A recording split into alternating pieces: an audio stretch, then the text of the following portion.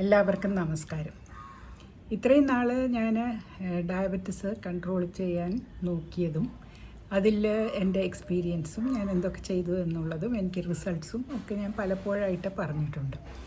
എപ്പോഴും ഞാൻ ചെയ്തിരുന്നത് എൻ്റെ ഡയറ്റിനെ കൺട്രോൾ ചെയ്ത് അതിനകത്തെ ഗ്ലൈസീമിക് ഇൻഡെക്സ് ലോ ആയിട്ടുള്ളതും ഗ്ലൈസീമിക് ലോഡ് ലോ ആയിട്ടുള്ളതുമായിട്ടുള്ള ഭക്ഷണങ്ങൾ കഴിക്കുക എന്നതാണ് ഡയബറ്റിസിനെ കൺട്രോൾ ചെയ്യാനുള്ള സൊല്യൂഷൻ എന്നാണ് ഞാൻ ആദ്യമൊക്കെ വിചാരിച്ചിരുന്നത്.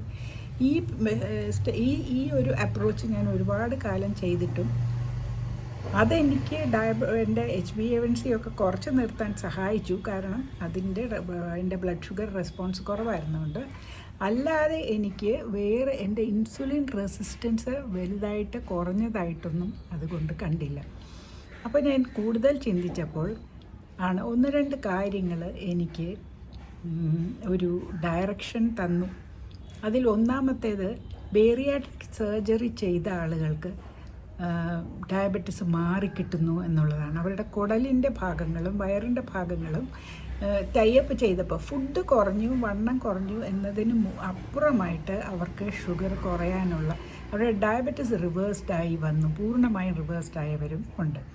പിന്നൊന്ന് ഓസ്ട്രേലിയയിലുണ്ടായിരുന്ന ഫീക്കൽ ബാക്ടീരിയ ട്രാൻസ്പ്ലാന്റ്, മലത്തിലുള്ള ബാക്ടീരിയ, ഹെൽത്തി ആളുകളുടെ ബാക്ടീരിയയെ ഡയബറ്റീസ് ഉള്ളവരിലേക്ക് ട്രാൻസ്പ്ലാന്റ് ചെയ്തപ്പോൾ അവരുടെ ഇൻസുലിൻ റെസിസ്റ്റൻസും മെറ്റബോളിക് സിൻഡ്രോമും ഒക്കെ കുറച്ച് കാലത്തേക്ക് മാറി അത് തിരിച്ചു വരികയും ചെയ്തു.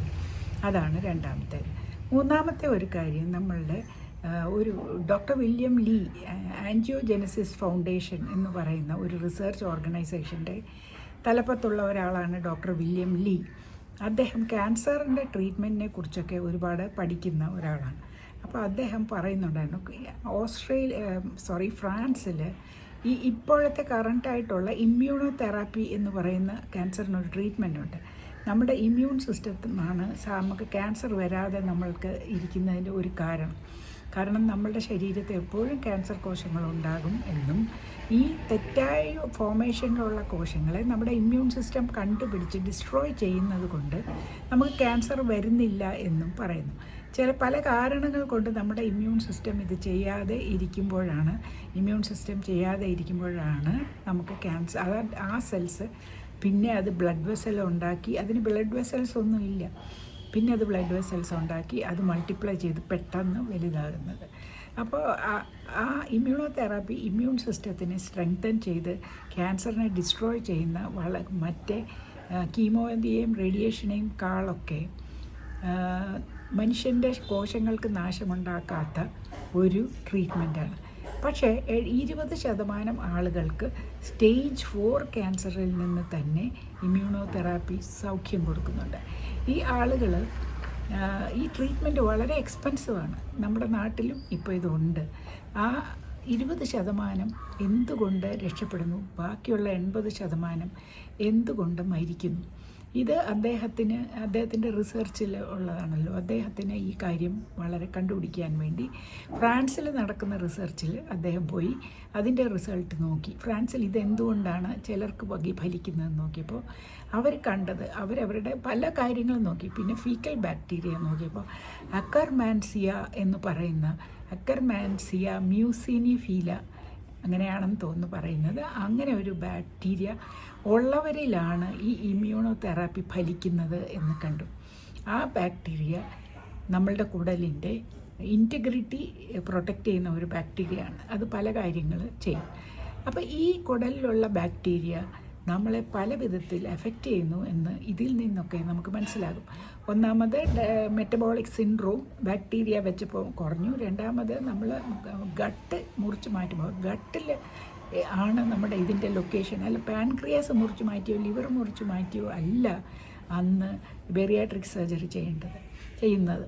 അപ്പോൾ ഈ ഗട്ടിലെ ഒരു പ്രോബ്ലമാണ് ഈ ഇൻസുലിൻ റെസിസ്റ്റൻസിൻ്റേതെന്നും പിന്നെ ഈ ഇമ്മ്യൂണോ തെറാപ്പി ഇഫക്റ്റീവ് ആകുന്നത് എപ്പോഴാണെന്ന് കണ്ടുപിടിച്ചപ്പോഴും ഈ ബാക്ടീരിയ, നമ്മുടെ കുടലിലെ ബാക്ടീരിയ എത്രമാത്രം നമ്മളെ ഇൻഫ്ലുവൻസ് ചെയ്യുന്നു, എത്രമാത്രം അത് നമ്മുടെ ആരോഗ്യത്തിന് പ്രധാനമാണ് എന്ന് നമ്മൾ മനസ്സിലാക്കുന്നത്. അപ്പോൾ ഈ കുടലിലെ ബാക്ടീരിയ നമ്മൾ പ്രൊട്ടക്റ്റ് ചെയ്ത് അതിൻ്റെ ഇൻറ്റഗ്രിറ്റി സേവ് ചെയ്യാനും ഇപ്പോൾ നമ്മൾ ഡയബറ്റീസ് ഉള്ള എല്ലാവരുടെയും കുടലിലെ ബാക്ടീരിയ ഒക്കെ നശിച്ച് കിടക്കുന്നവരാണ്. അതിനെ നമ്മൾക്ക് എങ്ങനെയൊക്കെ നാച്ചുറൽ വേയിൽ അതിനെ ബെറ്റർ ആക്കാമെന്നും ഉള്ള കാര്യങ്ങളെക്കുറിച്ചാണ് ഞാൻ വായിച്ചു കൊണ്ടിരുന്നത്. അത് ഞാൻ അടുത്ത വീഡിയോയിൽ ഷെയർ ചെയ്യാം. അപ്പോൾ ഇതാണ് സബ്ജക്റ്റ്.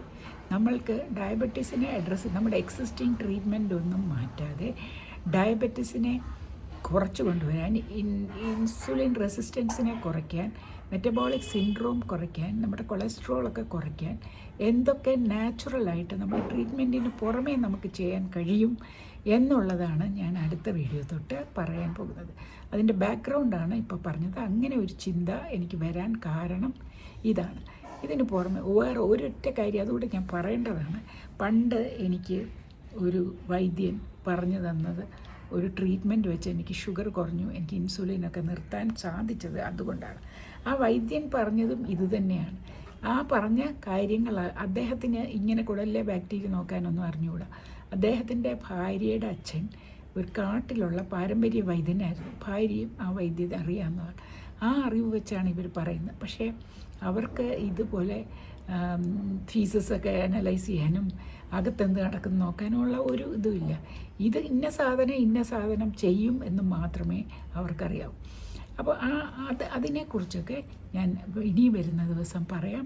ഇപ്പോൾ എല്ലാം കൂടെ പറഞ്ഞാൽ അത് വളരെ ലോങ്ങായി പോകും. 1 by 1 ഓരോ പോയിൻ്റായിട്ട് ഞാൻ പറയാം. ഞാൻ എങ്ങനെയാണ് അത് ചെയ്യുന്നത് എന്നും അത് ശ്രമിക്കുന്നത് എന്നും പറയാം.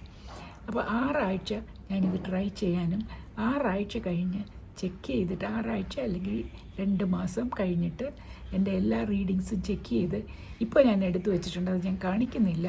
6 ആഴ്ച കഴിയുമ്പോൾ അതെന്താകും എന്ന് നമുക്ക് നോക്കി എന്തെങ്കിലും ഇതിനൊക്കെ ഫലമുണ്ടോ എന്ന് നമുക്ക് മനസ്സിലാക്കാം. അപ്പോൾ നന്ദി, നമസ്കാരം.